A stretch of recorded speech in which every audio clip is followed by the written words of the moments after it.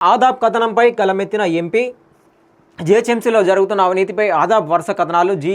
Chief city planar Srinivas పాత్రపై వరుస ఆరోపణలు. జీహెచ్ఎంసీ కౌన్సిల్ సమావేశంలో అధికారులపై మండిపడ్డ ఎంపీ. టౌన్ ప్లానింగ్ను నిలదీసిన ఎంపీ రఘునందన్, కార్పొరేటర్ శ్రీనివాస్ రెడ్డి.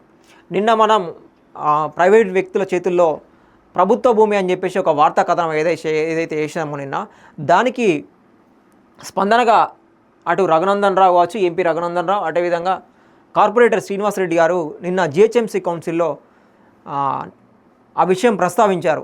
ఏదైతే ప్రైవేట్ వ్యక్తుల చేతుల్లో ప్రభుత్వ భూమి అని మనం అయితే వార్త రాశామో, ఇట్లాంటి వార్తని వాళ్ళ దృష్టికి, మేయర్ దృష్టికి కావచ్చు, అటు కమిషనర్ దృష్టికి తీసుకెళ్ళడం జరిగింది.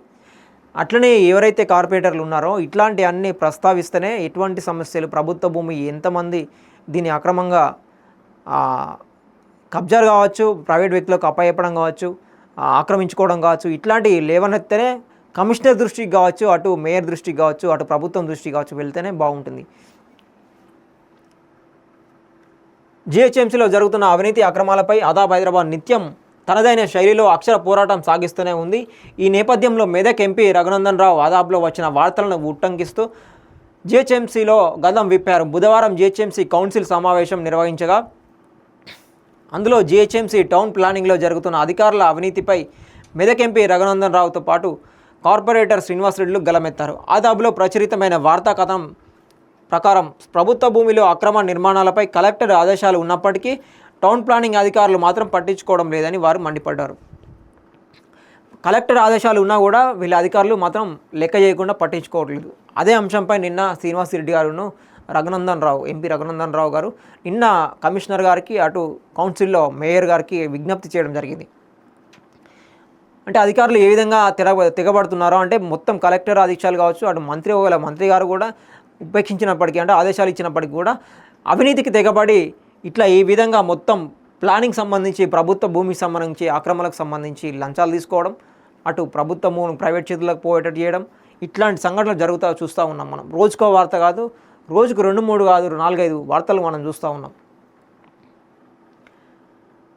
అందులోని చీఫ్ సిటీ ప్లానర్ శ్రీనివాస్ పాత్రపై వరుస ఆరోపణలు రావడంపై వారు ఆందోళన వ్యక్తం చేశారు. ఈ సందర్భంగా సభ్యుల ప్రశ్నలకు స్పందించిన జీహెచ్ఎంసీ కమిషనర్ తక్షణమే ఈ విషయంలో చట్ట ప్రకారం చర్యలు తీసుకోవడం జరుగుతుందని ఆయన వెల్లడించారు.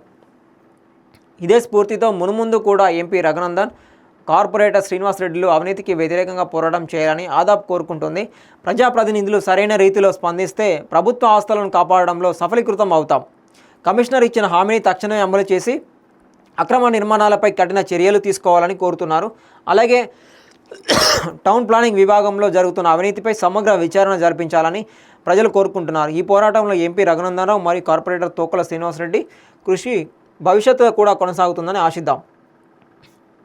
ఇప్పుడు వీళ్ళిద్దరు స్పందించినట్టుగానే మిగతా అధికారులు ఎవరైతే ఉన్నారో, లీడర్లు కూడా, వాళ్ళు కూడా స్పందిస్తే ఈ ప్రభుత్వ భూమిని కూడా మనం ఆక్రమణకు గురైన ఆస్తులను కూడా, ప్రభుత్వ ఆస్తులను కూడా మనం కాపాడుకోవచ్చు.